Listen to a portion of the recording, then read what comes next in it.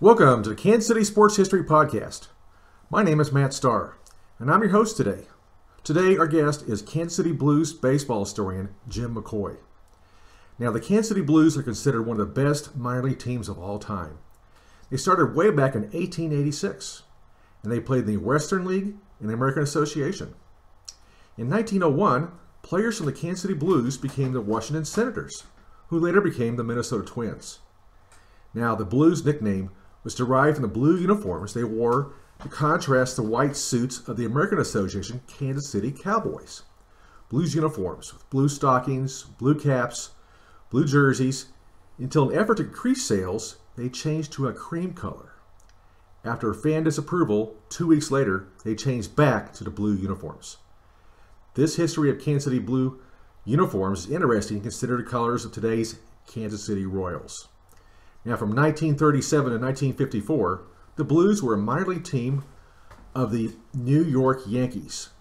In the fall of '54, the Kansas City Blues moved to Denver, since the big league Philadelphia Major League A's were coming to town as the Kansas City A's. Jim, do you have any opening remarks for our Kansas City sports history group? Well, it's interesting, the Kansas City Blues. I went to a talk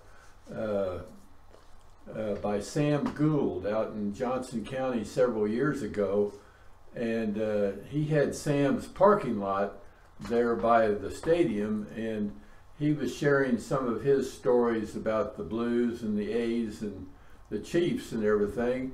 And I was talking to a couple of guys that were at the same table I was, and they were sharing a story about the Blues, and they were, most everybody there was probably in their 60s and 70s, and I thought, somebody ought to start writing these stories down, because these guys aren't going to be around forever.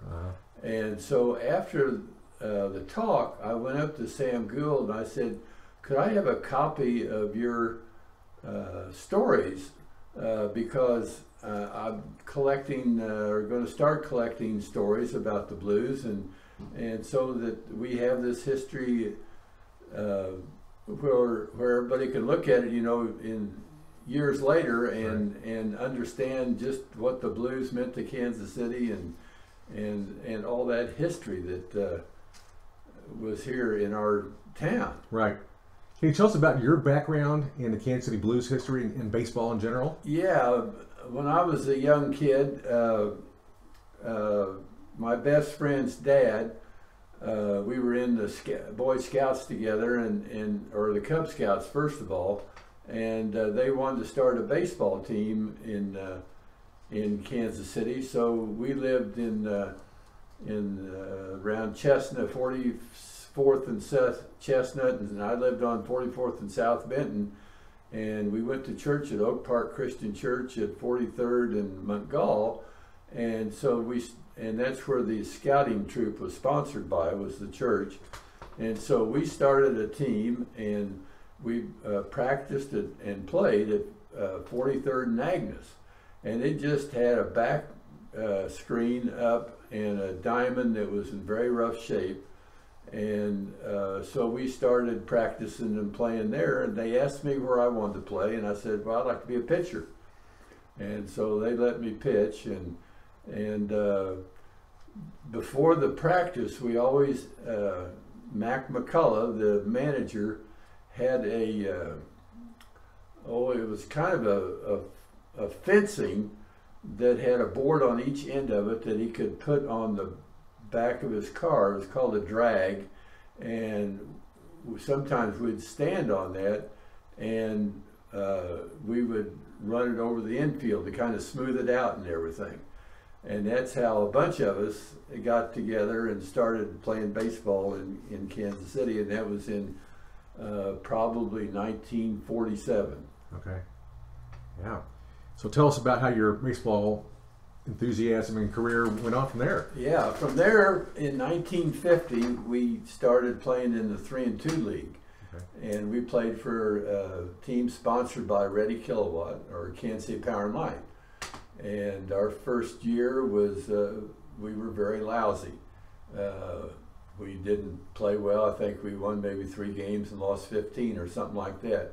But we got our start, and then from there, the next year, we were with the same team in Midget B, and we came in second place. We were a year older, more experienced, and then from there, I went to Knights of Pythias in the Midget A, and then ended up with Harnden Seed in 1955, and we won the city championship, and we played the intercity championship at Keys Stadium, which was on 50 Highway, just east of Cleveland, on the south side of the street. And I pitched against Ray Sadecki. Really? Yeah. And Ray Sadecki obviously became a very good pitcher in the majors. And I pitched a very lousy game, and so did he, but they beat us 11-8. And I was so mad at myself for the way I pitched that I committed the next year to playing Sadecki again and beating him. I was not going to let him get the best of me 2 years in a row. Well, then, so I worked out hard. I went to Larry Bates, the coach at Paseo High School, and I told him how lousy I played and everything. I wanted to get on an exercise program that I would faithfully follow all winter. And my best friend was playing on the other team in Kansas City that was as good as we were, and so we ended up the season that next year tied for first place, 17 wins and 3 losses. So we had to play the tie 2 out of 3, and the first game we won 4-3, and then the next game I pitched against Gordon Carr, Warren Platt, who was a good friend of mine. Don McCullough was on that team. I went to high school with all these guys that were on the other team, and we played down at 47th and Agnes, a night game, which was a big deal back then. Night games, if you got to play a night game, that was a big deal, and that was in about 1956. So anyway, I pitched a no-hitter against them, and then like 4 nights later, we played the Intercity Championship again. It was sad to me because I had to go through my best friend's team to get to who I wanted to get to, and that was Sadecki. Well, Sadecki didn't pitch in that game that we played in the second year for the Intercity Championship. But anyway, we beat them 1-0. I pitched a 1-hitter and struck out 13, and so we were the Intercity champions that year. And then right after that, Joe Cool, who was a great player in the major leagues for the Washington Senators, but he also played for the Kansas City Blues in 1929. And very good hitter, and went to the majors in 1930, just after the season started. The Washington Senators bought him, and he played in the major leagues for a long period of time. First baseman, great defensive first baseman, good hitter. I mean, I don't remember over his career, but it wasn't too far away from 300. And he never made the All-Star team. And the reason he never made the All-Star team was Jimmy Fox, Lou Gehrig, and Hank Greenberg were all first basemen. Wow, incredible. Yeah. So anyway, Joe Cool got me a tryout with the Cleveland Indians after I pitched for the Intercity Championship. Really? So, okay, cool. Day before my senior year in high school, we went down to Old Municipal Stadium and got to practice with the Cleveland Indians. And so all those it was a big deal to What a me. thrill to do that. Yeah. Yeah, because the pitchers that were on Cleveland then were Bob Feller, Early Wynn, Bob Lemon, Mike Garcia, and they had 2 relievers, Ray Nerleski and Don Mossy. And the pitching coach was Mel Harder. And he's the one that taught me how to throw what they called back then a drop. And it's the same one he taught to Feller and to Bob Lemon. And so anyway, we're down there practicing, you know, this. And after we got through, they put us out in the outfield just to kind of catch balls as they were having batting practice and everything. And it was so amazing because I thought, how in the world can a fielder catch that ball? There's so much space out here, you know.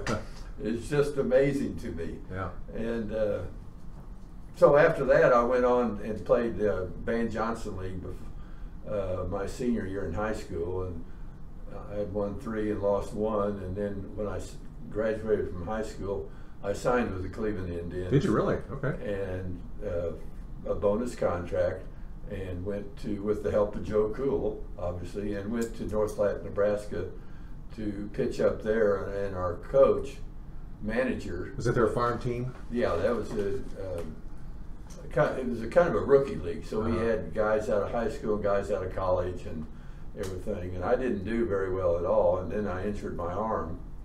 And our manager was Rudy York, who was a big home run hitter, and at that point in time had the record for the most home runs in a month, 18.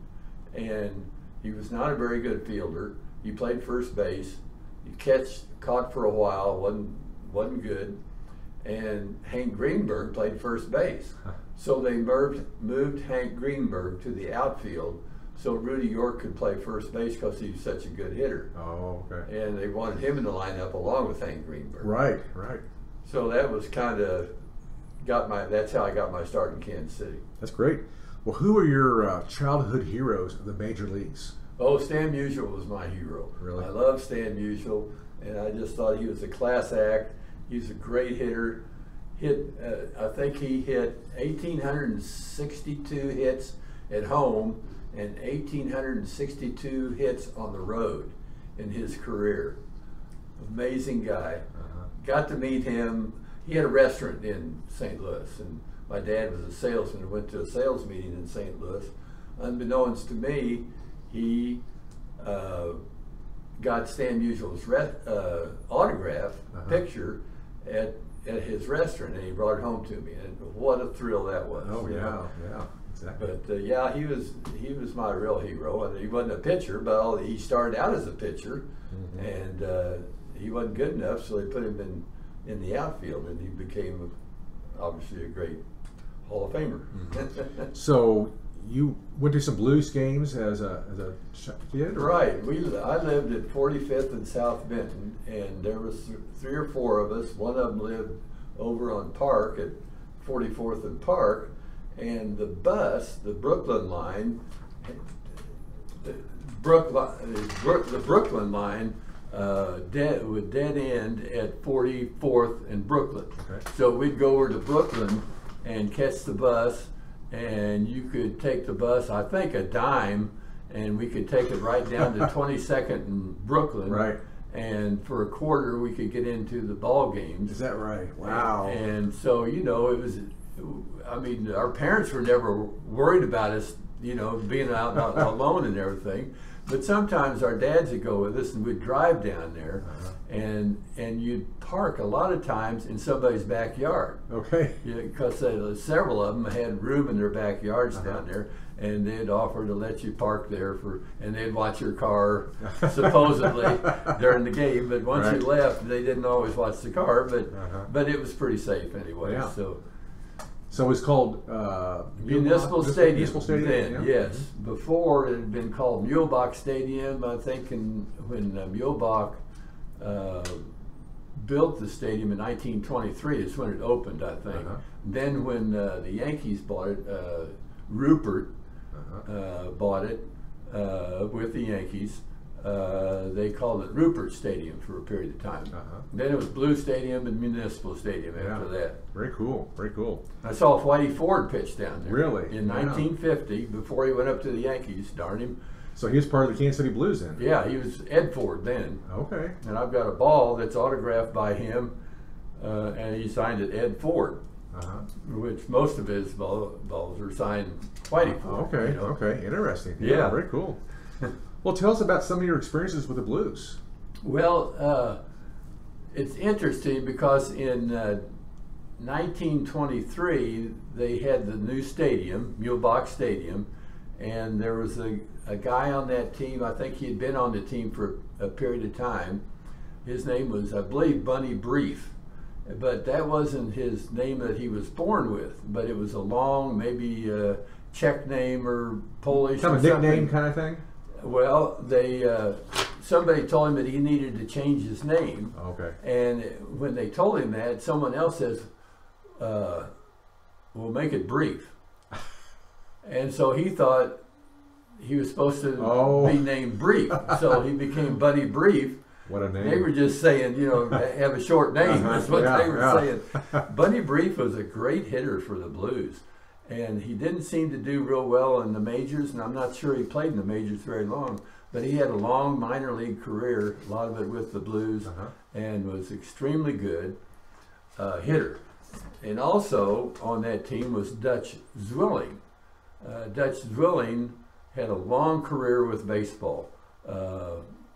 Some years back, I was able to buy a scrapbook and some other information that his wife had put together, all about Dutch Zwilling. But he was a player, and then in 1929, he became the manager of the Blues. Okay. And in 1929, they won the Little World Series in 29. Okay. Well, that's the year that Joe Cool played on that team. All right. And I think he led the league in triples. And I can't remember how many, but it was a lot of triples. It seemed like it was like 30 or something like that. Wow. But anyway, the 29 team was very good. Not any significant players were on that team that went to the majors and did extremely good. But anyway, they were very good. Another team that was very good that I have quite a bit of information on because of Sid Boardman was the 1939 Kansas City Blues. Oh, really? Now the Yankees used to come into town every year and play an exhibition game. Okay. Typically they'd go to play St. Louis because that was the furthest team west. And then they'd take the train over to Kansas City and play a game, and then they'd go back on their schedule again. Kind of annual ritual kind of thing? Yeah, an annual ritual. Well, in 1939, the Yankees had several players on that team that were Hall of Famers. And some of the players on that team were Bill Dickey, Joe Dimaggio, Lou Gehrig, Frank Crosetti, Red Ruffing, and Lefty Gomez. All right. Wow. All of them became Hall of Famers. And that year, the Yankees won the World Series. Okay. So we had these incredible players that came to Kansas City, and played an exhibition game. Well, for the exhibition game, there was like 23,000 people there.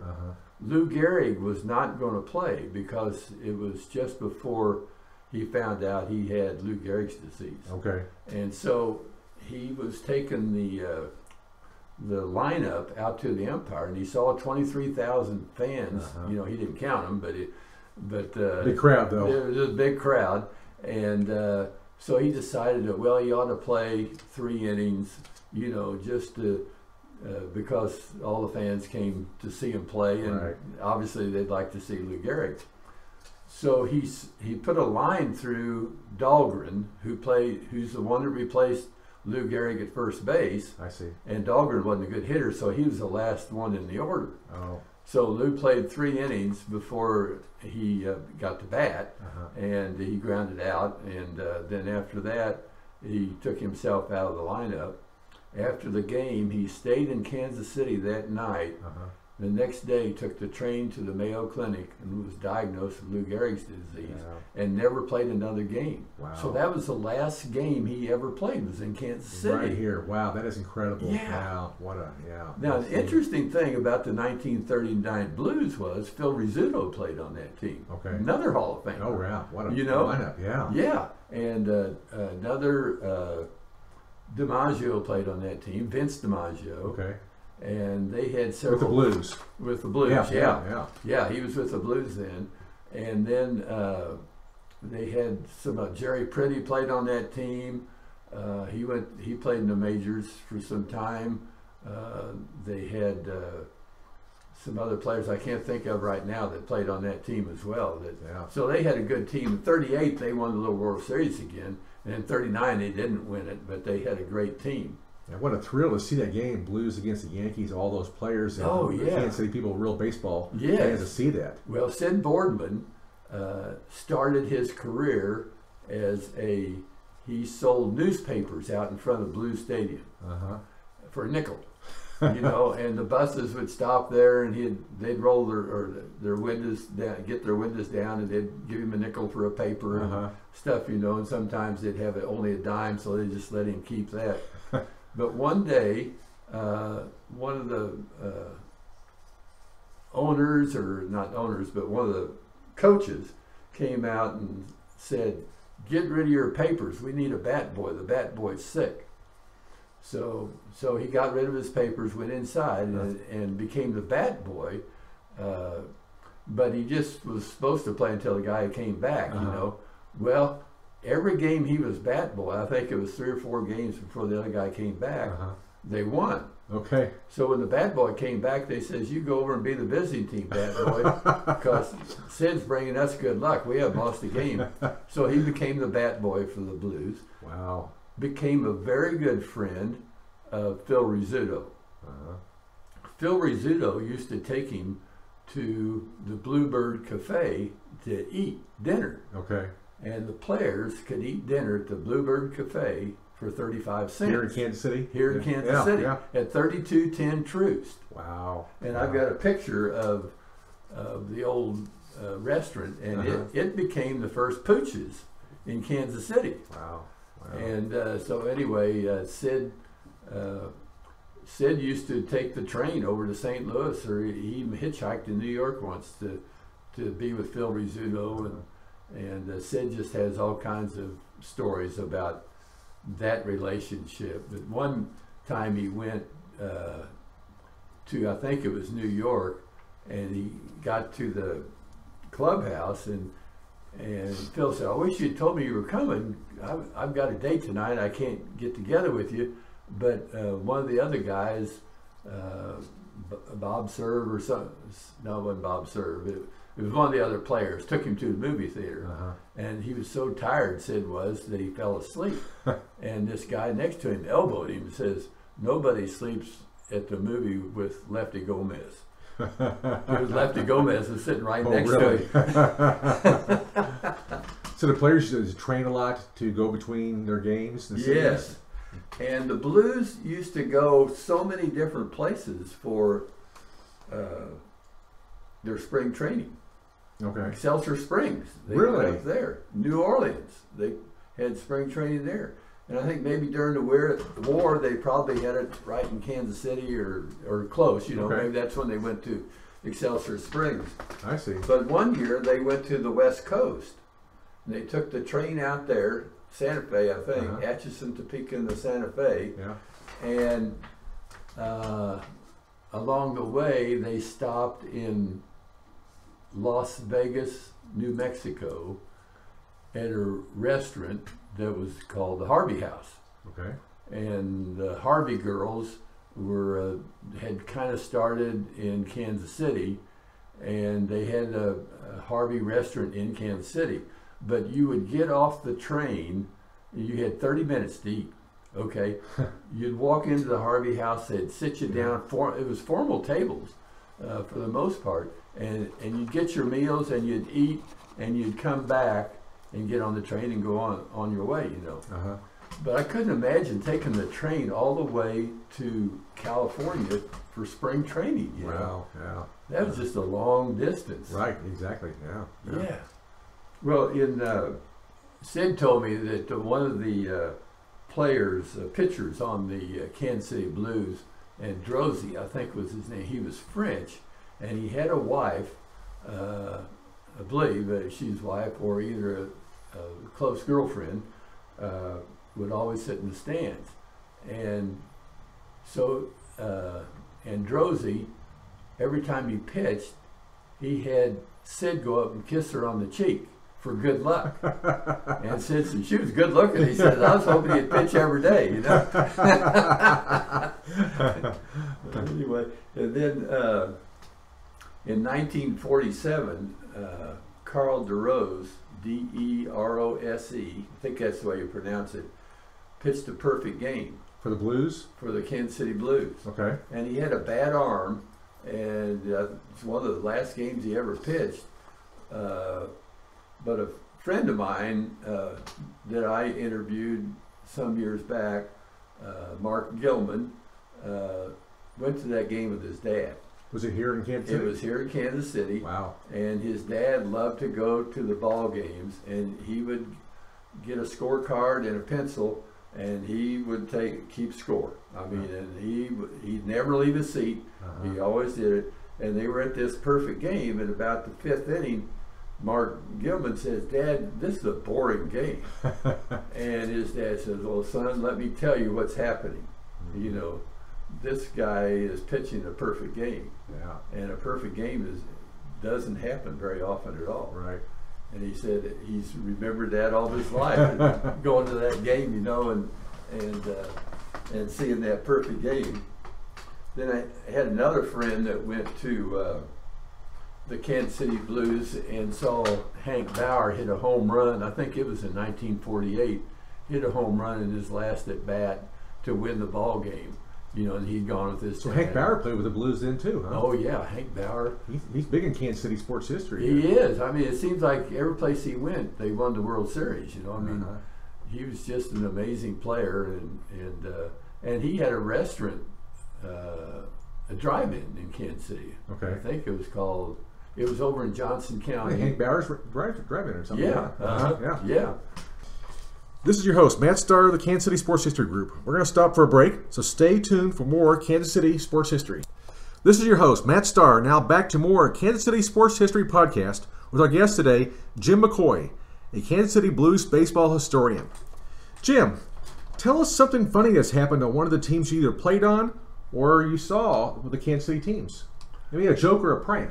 Yeah, well, one interesting one, my best friend and I, right before the 4th of July, were throwing firecrackers, and I threw one that didn't get far enough away from my hand, and it stung, and it also cut a couple of my fingers on my pitching hand. Oh. And like 3 days later, we were going to play my friend's team, who played for Herald Service, and I played on Harnden Seed out at 75th and Holmes. Waterworks Park, I think they called it.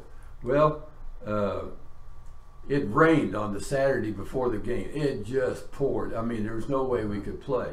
Well, my friend's team, the coach, Mac McCullough, decided that we were going to play the game because Jim McCoy couldn't pitch, and they'd rather have somebody else pitch. So Herald Service was a filling station out on 63rd Street, and so they went and got some gasoline, and they put it on the infield and lit it and dried out the field good enough to play the game. And they called the umpires and said, we're going to have that game out there today. Wow. And they said, well, how can we do that? It just poured down rain, you know. They said, well, it's playable. And so we went out there, and I couldn't pitch, and they won the ball game. Wow. Wow, that's incredible. I've never heard of something like that. Wow. That was crazy. It is, yeah. Well, who are some of the best coaches in the Kansas City Blues history? Wow. Well, Dutch Zwilling, I think, was a good coach. And Joe Cool actually managed the team in 1950. Okay. And Casey Stengel was a manager in 1945. Really? Yeah. Wow. Nobody remembers that. That's great history. Oh, yeah. He was, that was, you know, before his long stay with the Yankees. Right, right. Be here in Kansas City, that's tremendous. Yeah. The others, I'm not sure of who was exceptionally good. There was one that kept coming back, and I don't remember his name. Well, who are some of the best players of Kansas City Blues baseball? Yeah, well, the players. Of course, Joe Cool was great. Hank Bauer, Bob Serve, Moose Scourin, Phil Rizzuto. These are some of the great players that we got to see in Kansas City. Jerry Pretty was good. Gosh. I guess some of the players too. Elston Howard, okay. excuse me. Yeah, okay. Elston Howard was. So he played here before he went to the Yankees. Yes. Or for a period of time. And it's interesting to me because the Yankees had all these great players, but they also had great players in Kansas City that they wouldn't trade to anybody else. Oh, okay. They didn't want these guys were good enough to play in the majors full time. I see. But they didn't play full time because the Yankees had good players up there, and if somebody got injured, then they would go up.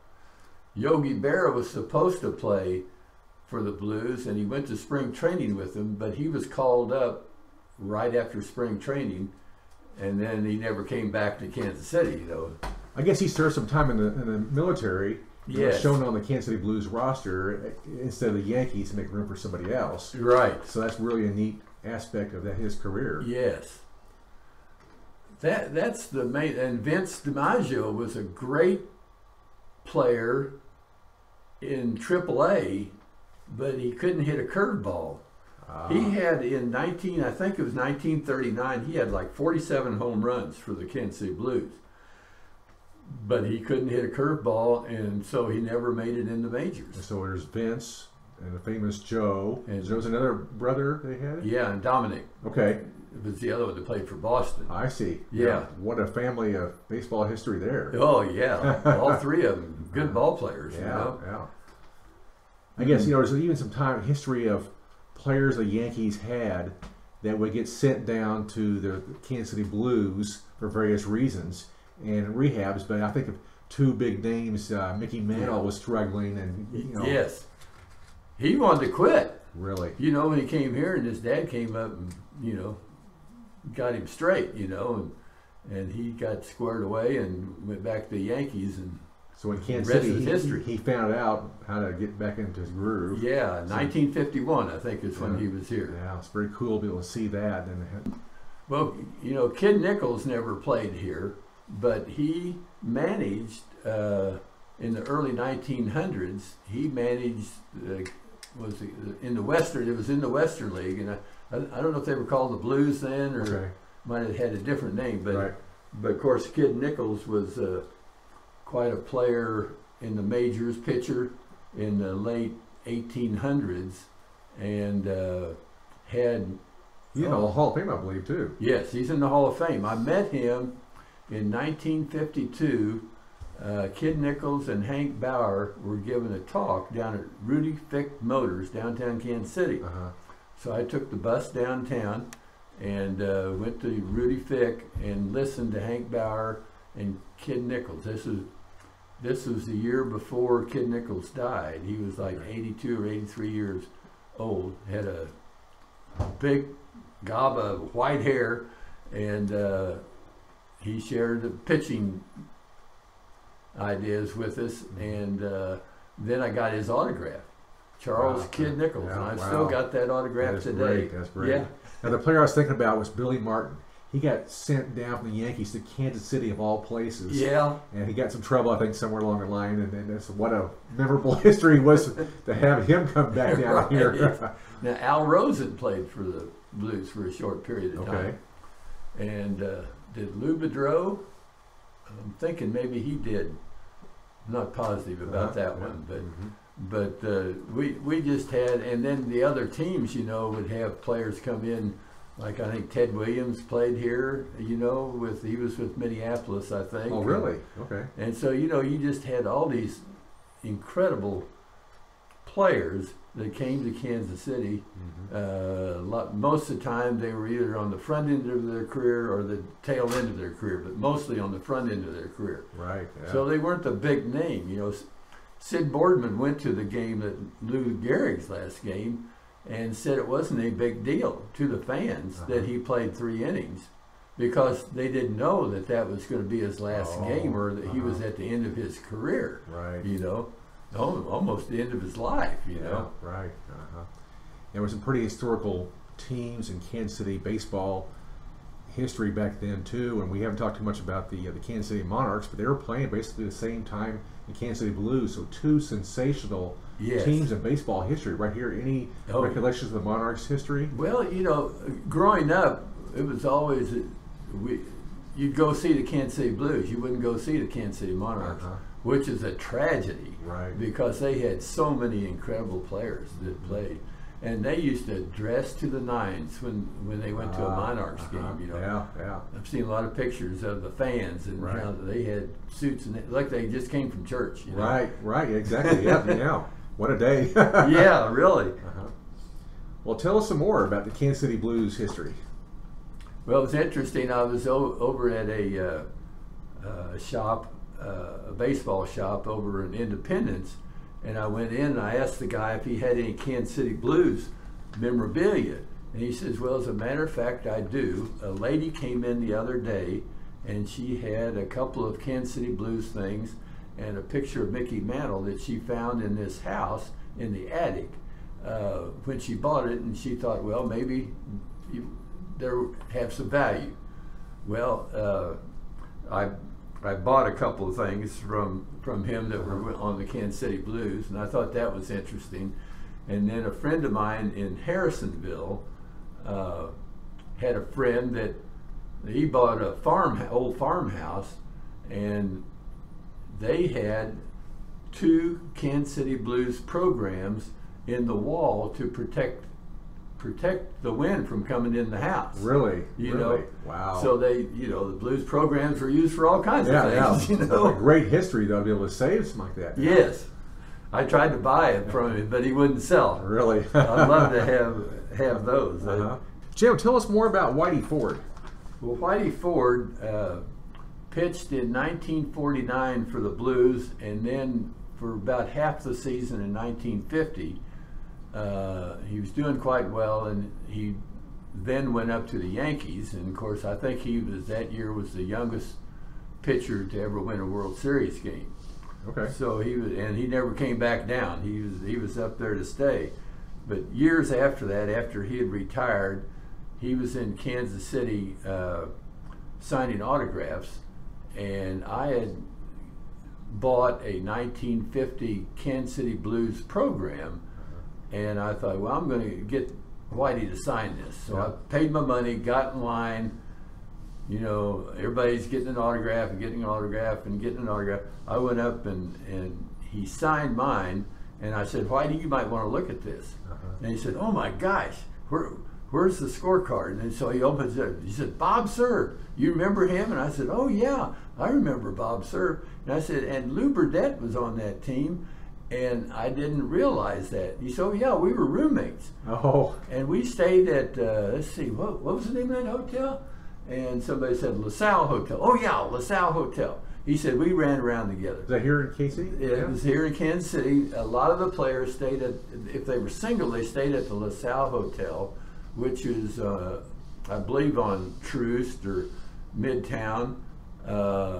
And the married players stayed at another hotel. Really? It's a different place, area. huh? Yeah, different place. And of course, a lot of them ate at the Bluebird Cafe at 3210 Troost. Okay. And so the whole area of Troost was called the South Central Business Area. Okay. And there was a man that was the secretary in Emerson Patton, P-A-T-O-N. He was the secretary of South Central Business Association for a long time. And a friend of mine in western Kansas came to Kansas City. He had a bunch of autographed balls that Patton had received over the years because they gave him a team ball every year autographed by all the players. Okay. For like 8 or 9 balls he had. Well, I bought like 6 or 7 of them, you know, and it had Ed Ford and the 1950 team. It had all the players on the 1939 team and the 1954 Elston Howard signature. But Patton was interesting. The South Central Business Association, everybody thought that area of town around Truce, 32nd, 33rd, in that general area was going to be the second downtown. Oh, really? And they used to have a blues parade there in the south central part of Kansas City every year before the season started. Oh, really? Yeah. Now, I had never seen... Kind of kick off the season kind of thing? Yeah, right. I've never seen a picture of that. It'd be cool to find one. I know. It would be cool to see what they had, what they were advertising and all that kind of stuff. Yeah. But that was kind of a fun. And Patton got a pass, and I've got one of them that says complimentary pass to all Kansas City Blues games. Really? And he had one for Fairland Park. Okay. He was an honorary member of the Chamber of Commerce, and just everything that went on in Kansas City, he had a pass for that he could get in free. Wow. And they'd have a luncheon. They had a luncheon one winter that, and Paul and Dizzy Dean were there, and Casey Stengel, and I've got a picture of this, and Joe Cool was there, and they were honoring Dizzy Dean, I think, at that time. Well, I guess Dizzy Dean was involved in a lot of barnstorming kind of games, too. Did you ever see any barnstorming games in Kansas City? No, never. But I heard a lot of history. It would have been kind of cool to see, maybe a small town or maybe in Kansas City, it's the history of the Blues and maybe Monarchs did barnstorming. That would be awesome to see that. My best friend's dad, Mac McCullough, used to play semi-pro ball in the 30s in Raymore, Missouri. And in about 1954, 55, he was working down at Herb Battery, which was down on Gillum Road. He called his son and said, "You and Jim need to get down here because Satchel Paige is going to be here to talk to me at 5 o'clock.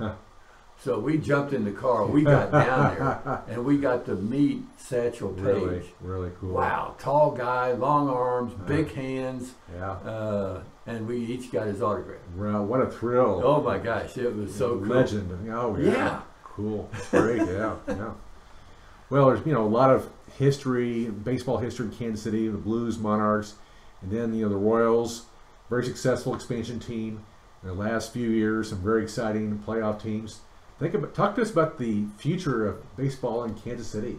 Well, I think there's a huge future, obviously, with what's gone on the last couple of years, especially. Of course, everything was building up to this because of the Royals and what they were trying to do. And now they've got their minor league system in place, and they've got the players, and they're willing to buy a player or two in mid-season to get to fill in something that's not working as well as they'd like it to. Right. And they seem to be able. They've really got a team spirit, a lot of camaraderie in the clubhouse, and I think they've got a really good future. I don't know that they'll be as fired up and as committed this year as they were last year. They were bound and determined they were going to win the World Series last year. Amazing, yeah. And they never let up, Yeah. And I think there's a great future for them. That was great to see that. Yes, it was so exciting, so fun, coming from behind, just willed to win, Right. Jim, any other comments about Kansas City sports history before we wrap up this session? It's interesting because the old Municipal Stadium, when the A's came to town, they expanded, they put the second level on. That's right. And then the A's played there, and then the Kansas City Chiefs played there. Right. And my wife and I went to the game on Christmas Day when they played Miami. Oh, the Chiefs game. The Chiefs game, really? Yeah. Okay. And that was a really exciting memory, Oh, yeah. Kansas City sports, and how the Chiefs, that was kind of the downfall of the Chiefs. It seemed double like overtime game and one of the longest games in NFL history on Christmas Day. Yes. Oh my gosh. And the emotions. I mean, you knew they were going to win yeah. because Stenerud was going to kick the field goal, and then he missed it, and then Yeah. he thought they were going to lose, and then it just went back and forth. Wow. It was amazing. What a minute. It was the last game, I think, played at Municipal for the Chiefs. Oh, maybe it was. Yeah. And then later on, the Royals played a few games there before they moved on to the new stadium complex. Yeah, that was another interesting thing. We went to the first game at the Kauffman Stadium when that opened up, and we got tickets at the last moment, so we hurried over there, parked, got in, watched the game. It was cold, and Mayberry hit a home run in the 7th inning or something like that. And we were ahead 8-1. I said, Margie, let's go get in the car and get out of here before the traffic gets bad, you know. Got out in the parking lot. I couldn't remember where we'd parked. Oh. I was so excited about getting in. I had no idea where the car was. So we walked around until the 9th inning trying to find our car. What an exciting time. Well, thanks, Jim, today for your time with the Kansas City Sports History Group. I hope you enjoyed this podcast today. That's it for today. This is your host, Matt Starr, signing off. So check back for more Kansas City sports history and interviews and podcasts to come.